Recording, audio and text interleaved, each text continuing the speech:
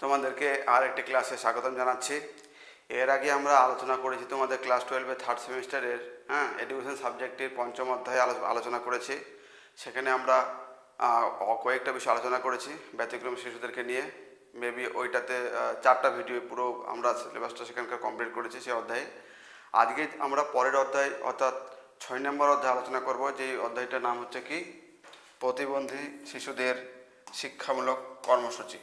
Actually এর আগের অধ্যায়ে কেবলমাত্র সাধারণভাবে আলোচনা ছিল যে বিশেষভাবে সক্ষম শিক্ষার্থীদের শ্রেণীবিভাগ কী, এবং তার মধ্যে শ্রবণ প্রতিবন্ধী, দৃষ্টি প্রতিবন্ধীদের একদম খুব সুপারফিশিয়াল লেভেলের আলোচনা সেখানে ছিল। এখানে আমাদেরকে একটু বিস্তারিত আলোচনা করতে হবে। শ্রবণ প্রতিবন্ধী, দৃষ্টি প্রতিবন্ধী, অটিজম, শিখন প্রতিবন্ধী, এদেরকে আমরা বিস্তারিত আলোচনা করব। যেমন এদের কনসেপ্ট কী, শিখন অক্ষমতা বলতে আমরা কি বুঝি, এর কারণ কি, শিখন অক্ষমতাকে কয় ভাগে ভাগ করা যায়, সেগুলো কি কারণে ঘটে থাকে, এদের শিক্ষার উদ্দেশ্য কী, সরকার কি ব্যবস্থা গ্রহণ করেছে এদের শিক্ষার জন্য, এই বিষয়গুলো আমরা এখানে পড়ব। তাহলে আজকে আমরা শুরু করছি 6ষ্ঠ অধ্যায়, এবং প্রথম আমরা আলোচনা করব কি শিখন অক্ষমতা। কি আলোচনা করব? শিখন অক্ষমতা বা লার্নিং ডিসএবিলিটি। তাহলে চলো আমরা শুরু করি। প্রথমত বলছে যে শিখন অক্ষমতা বলতে শিশুদের পড়া, লেখা ও গাণিতিক সমস্যা সমাধান করার অক্ষমতাকে বোঝায়। অর্থাৎ কোনো বাচ্চা যদি এইরকম সমস্যায় পড়ে যে সে পড়তে গিয়ে কোনো সমস্যায় পড়ছে, লিখতে গিয়ে কোনো সমস্যায় পড়ছে, বা গণিতের কোনো সমস্যা সমাধান করার গিয়ে সমস্যা পড়ছে সে, তাহলে তাকে আমরা কি শিখন অক্ষমতা বলি। ঠিক আছে?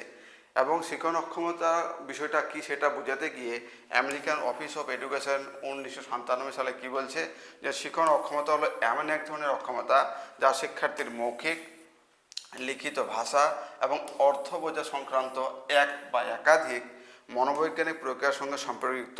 অর্থাৎ শিখন অক্ষমতা কোন কোন বিষয়গুলোর জন্য, কোন কোন বিষয়গুলোর সঙ্গে সম্পর্কিত সেটা বলেছে, যে মৌখিক বা লিখিত ভাষা এবং এর অর্থ বোঝা সংক্রান্ত এই বিষয়গুলোর সঙ্গে এটা মনোবৈজ্ঞানিকভাবে সম্পর্কযুক্ত।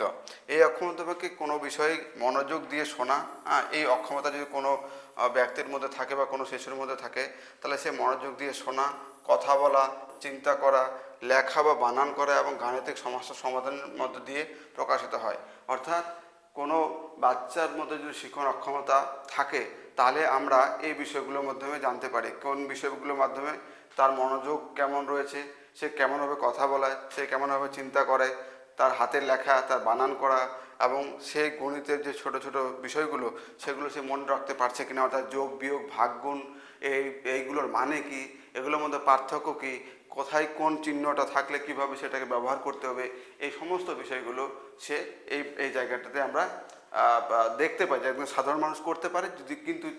কিন্তু কেউ যদি এই লার্নিং ডিসএবিলিটি হয়, বা শিখনে অক্ষম হয়, তাহলে সে কিন্তু এই সমস্যাগুলোকে সহজে সমাধান করতে পারে না। এবার যদি আমরা শিখন অক্ষমতার বৈশিষ্ট্যগুলো দেখি, তাহলে একজন বিশিষ্ট শিক্ষাবিদ যার নাম হচ্ছে ক্লেমেন্ট, তিনি 10টি বৈশিষ্ট্যের কথা উল্লেখ করেছেন শিখন অক্ষমতার। কত সালে? 1966 সালে। এবং এই বৈশিষ্ট্যগুলো কি, চলো আমরা এক এক করে দেখে নিই। বলছে শিশুদের মধ্যে অতি সক্রিয়তা ও সক্রিয় আচরণ, অর্থাৎ এইসব ছেলেমেয়েরা হাইপার অ্যাক্টিভ হয়। ঠিক আছে? সাধারণ মানুষ অ্যাক্টিভ হয়, কিন্তু হাইপার অ্যাক্টিভ হয়, অর্থাৎ প্রত্যেকটা জায়গায় সে প্রচণ্ড চঞ্চল থাকে। প্রাক্ষবিক পরিবর্তনশীলতা, এদের মধ্যে যে ইমোশনগুলো রয়েছে, এই ইমোশনগুলো খুব তাড়াতাড়ি পরিবর্তন হয়ে থাকে। এখনই হয়তো খেলছে, হাসছে, এখনই হয়তো কান্না শুরু করে দিয়েছে। এখনই মানে এদের যে প্রক্ষোভগুলো, অর্থাৎ ইমোশনগুলো, সেগুলো খুব কম সময়ের দরুন পরিবর্তন হয়ে যায়। তারপরে বলছে বোঝার ক্ষমতার সঙ্গে সম্পর্কযুক্ত, অর্থাৎ সে যে কোনো কিছু তার বোঝার যে ক্ষমতা, সেই ক্ষমতাটার সঙ্গে স্বতঃস্ফূর্ত ক্রিয়ার সমস্যা তার রয়েছে। শিশুদের মধ্যে সাধারণ সমন্বয়ের অভাব, অর্থাৎ একজন বাচ্চা আর একজন বাচ্চার সঙ্গে সহজে কমিউনিকেট করতে পারে না। শিশুদের মধ্যে বিক্ষিপ্ত মনোযোগ, অর্থাৎ ওরা কোনো একটি নির্দিষ্ট বিষয়ে অনেকক্ষণ ধরে মনোযোগ দিতে পারে না। এখনই এখানে রয়েছে, একটু পরে অন্য বিষয় নিয়ে ভাবছে, বা অন্য জায়গায় গিয়ে বদমাশি করছে, অর্থাৎ চঞ্চল প্রকৃতির যে বিষয়টা এখানে সেটা বোঝাতে চেয়েছে। তারা বলছে এই ধরনের শিশুদের মধ্যে আবেগ প্রবণতা বেশি, অর্থাৎ এরা বেশি ইমোশনাল হয়। স্মৃতি ও চিন্তনের মধ্যে বিক্ষিপ্ততা, অর্থাৎ এরা কোনো বিষয় অনেক দিন ধরে মনে রাখতে পারে না, এবং তাদের চিন্তার মধ্যে বিক্ষিপ্ততা আছে। শিশুদের মধ্যে সুনির্দিষ্ট শিক্ষণ অর্থাৎ নির্দিষ্ট কোনো বিষয় শিখতে গিয়ে তার মধ্যে সমস্যা লক্ষ্য করা যায়। শিশুদের কথা বলা এবং শিক্ষণের ক্ষেত্রে সমস্যা, সন্দেহপূর্ণ স্নায়বিক আচরণ। এই 10টা হচ্ছে শিক্ষণ অক্ষমতার বৈশিষ্ট্য। অর্থাৎ কারোর মধ্যে যদি লার্নিং ডিসএবিলিটি থাকে তাহলে এই 10টা বৈশিষ্ট্য তার মধ্যে প্রকাশ পায়। এবার আমরা দেখব শিক্ষণ অক্ষমতার কারণ। কোন কোন কারণগুলোর জন্য এই লার্নিং ডিসএবিলিটি আমরা কোনো বাচ্চার মধ্যে তৈরি হয়। ঠিক আছে, এই কারণগুলোকে মোটামুটি আমরা প্রধানত এই 3টি ভাগে ভাগ করতে পারি। কি কি বলছে? অঙ্গ সংস্থানগত কারণ, বংশগত কারণ, আর একটা রয়েছে পরিবেশগত কারণ। প্রথমত আমরা দেখব অঙ্গ সংস্থানগত কারণগুলোকে 5 ভাগে ভাগ করা যায়। অপরিণত শিশুর জন্ম অর্থাৎ সময়ের আগে জন্মগ্রহণ, মস্তিষ্কে রক্তক্ষরণ, গর্ভাবস্থায় বিভিন্ন সমস্যা, জন্মের সময় অক্সিজেনের অভাব। এই জন্মের সময় অর্থাৎ বাচ্চা জন্মগ্রহণ করার পর তার যে অক্সিজেনের অভাব, এটাকে বলা হচ্ছে অ্যানক্সিয়া। কি বলা হয়? অ্যানক্সিয়া। তোমরা এটা শুনেছো বা দেখেছো, বাচ্চা জন্মগ্রহণ করার সময় হসপিটালে সঙ্গে সঙ্গে কী করায়? অক্সিজেন চেম্বারে ঢুকিয়ে দেওয়া হয়। এটাকে বলা হচ্ছে অ্যানক্সিয়া। তারপরে জিনগত স্নায়বিক ত্রুটি। এই 5টা রয়েছে অঙ্গ সংস্থানগত কারণ শিক্ষণ অক্ষমতার।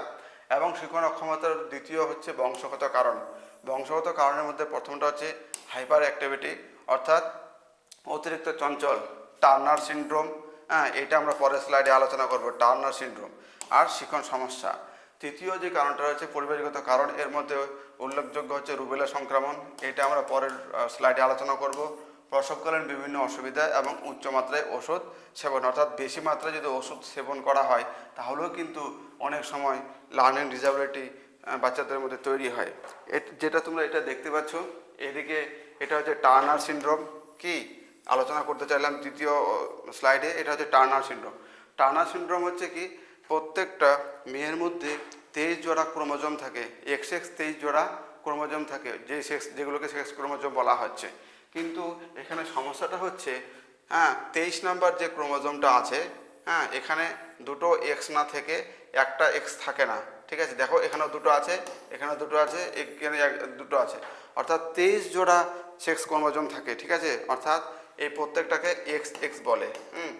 এটা একটা এক্স, এটা একটা এক্স, তাহলে এক্স এক্স। কিন্তু 23 নম্বর যে জোড়াটা, সেই 23 নম্বর জোড়াতে কিন্তু দেখছো একটা আছে আর একটা কিন্তু নেই, অর্থাৎ এটা এরকম হয়ে আছে, অর্থাৎ একটা এক্স আছে আর একটাতে নেই। এই যে একটা অনুপস্থিতি, একটা ক্রোমোজোমের অনুপস্থিতি, এটাকে বলা হচ্ছে টার্নার সিনড্রোম। এর ধরুন বাচ্চাদের মধ্যে এই সমস্যাগুলো লক্ষ্য করা যায়। আরেকটা হচ্ছে রুবেলা ভাইরাসের সংক্রমণ, যেটাকে আমরা আমাদের গ্রামের ভাষায় কি বলি? বসন্ত। ঠিক আছে না, 3 দিন বা 5 দিন যে বসন্তটা আমাদের একদম পুরো শরীরে গুটি গুটি গুটি গুটি ভাব চলে আসে, এটাকে বলা হচ্ছে কি, আমাদের গ্রামের ভাষায় বলা হচ্ছে কি বসন্ত। আর এটাই হচ্ছে রুবেলা ভাইরাসের সংক্রমণ। ছোট বয়সে, খুব সামান্য বয়সে যদি এটা হয়ে থাকে তাহলে অনেক বাচ্চার মধ্যে মানসিক যে পরিবর্তনগুলো আসে এর মধ্য দিয়ে তার এই লার্নিং ডিসএবিলিটি তার মধ্যে তৈরি হয়। ঠিক আছে, এবার যদি আমরা লার্নিং ডিসএবিলিটিগুলোকে দেখি তাহলে এটাকে 3 ভাগে ভাগ করা যায়। একটা হচ্ছে এই পঠনগত অক্ষমতা, 1 নাম্বার হচ্ছে পঠনগত অক্ষমতা, 2 নাম্বার হচ্ছে লিখনগত অক্ষমতা, 3 নাম্বার হচ্ছে কি গণিতে অক্ষমতা বা গণিতের সমস্যা। এটাকে পঠনগত অক্ষমতাকে বলা হচ্ছে ডিসলেক্সিয়া, তারপরে লিখনগত হচ্ছে ডাইসগ্রাফিয়া, এবং 3 নাম্বার গণিতের ক্ষেত্রে যে সমস্যাটা সেটাকে ডিসক্যালকুলিয়া বলে। প্রত্যেকটা আমরা এক এক করে আলোচনা করব। প্রথমত আমরা আলোচনা করব পঠনগত অক্ষমতা, অর্থাৎ পড়তে গিয়ে যখন সমস্যার সম্মুখীন হয়, কোনো বাচ্চা যখন পড়তে গিয়ে কোনো সমস্যার সম্মুখীন হয় তখন তাকে বলা হচ্ছে ডিসলেক্সিয়া বা পঠনগত অক্ষমতা। চলো পঠনগত অক্ষমতা কি সেটা আমরা জেনে নিই। এটা একটি কি স্নায়বিক বা নিউরোলজিক্যাল শিখন অক্ষমতা। দেখো এই 3টাই যেই বললাম না, ডিসলেক্সিয়া, ডাইসগ্রাফিয়া এবং ডিসক্যালকুলিয়া, এই 3টাই হচ্ছে কি স্নায়বিক বা নিউরোলজিক্যাল শিখন অক্ষমতা। এই পঠনগত অক্ষমতা বা ডিসলেক্সিয়ার দিক কী দেখা যায়? বলছে এর ফলে আক্রান্ত ব্যক্তির স্বাভাবিক বুদ্ধিমত্তা ও পর্যাপ্ত শিক্ষা পাওয়া সত্ত্বেও, অর্থাৎ যাদের মধ্যে এই পঠনগত অক্ষমতা থাকে তাদের যথেষ্ট বুদ্ধি থাকা সত্ত্বেও, তাদেরকে যথেষ্ট শিক্ষা দেওয়া সত্ত্বেও তারা সঠিকভাবে বই বা লেখা পড়তে, অর্থাৎ কোনো বই বা কোনো কারো হাতের লেখা পড়তে, শব্দের উচ্চারণ বুঝতে, যখন কেউ পড়ছে উচ্চ শব্দে পড়ছে সে উচ্চারণ বুঝতে, বানান মনে রাখতে সমস্যার সম্মুখীন হয়।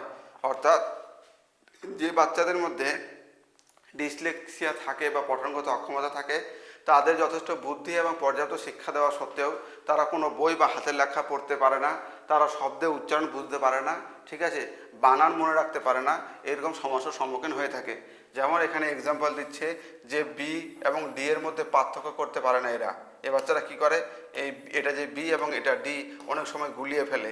তারপরে পি এবং কিউ, ঠিক আছে, অর্থাৎ পি এইরকম কিউ এরকম, এরা এই দুটোর মধ্যে অনেক সময় কি গুলিয়ে যায়। যেরকম এখানে ব্যাগ, অনেক সময় এরা কি করে, এটাকে ড্যাগ ভাবে পড়ে, বিএজি ব্যাগ আর ডিএজি ড্যাগ, অর্থাৎ বিটাকে উল্টো করে ডি এর ভাবে নেয়। তোমরা এর উদাহরণটা পাবে, তোমরা নিশ্চয়ই আমির খানের সিনেমা দেখেছো তারে জামিন পার।